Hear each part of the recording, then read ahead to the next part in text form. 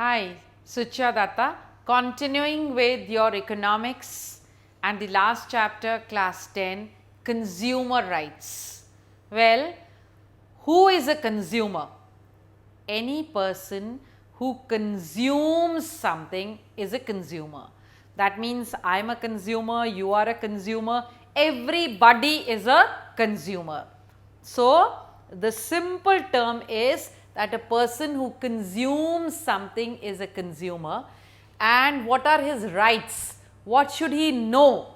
Those are the topics that we are going to deal with in the chapter consumer rights. But before I start with the chapter, and as usual, I start with the new terms that you must know before we start with the chapter. First is adulteration.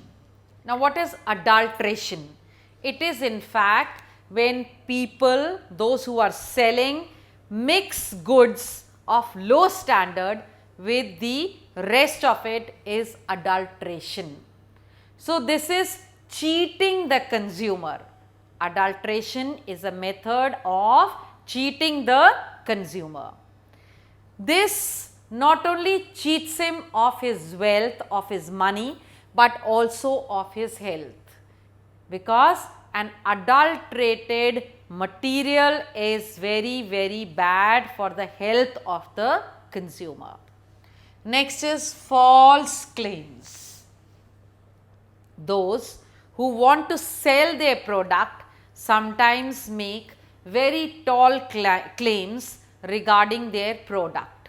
It could be that durability, it could be the quality, it could be the standard of the product. That is, they are actually giving such false claims to the consumer that they fall into the trap of actually buying it.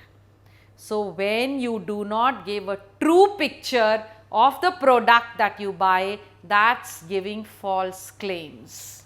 Next is BIS.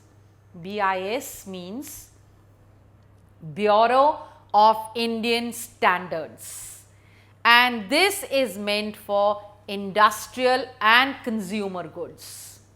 This is when a product or commodity reaches to the level that BIS wants it to be, then the BIS stamp is given to the product. Next is Eggmark. As BIS is to the industrial and consumer goods, Eggmark is to agricultural products. So, when again you reach to the level, to the expectations of a fine good, then you get an Eggmark seal. Next is International Organization for Standardization, that is ISO.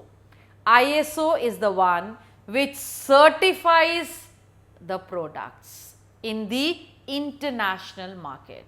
So, ISO does the work what the BIS and the Eggmark do in India.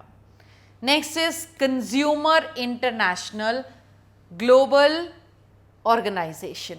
Now, this Consumer International is in fact an organization, a group which deals in the world, in the global economy about the consumer welfare.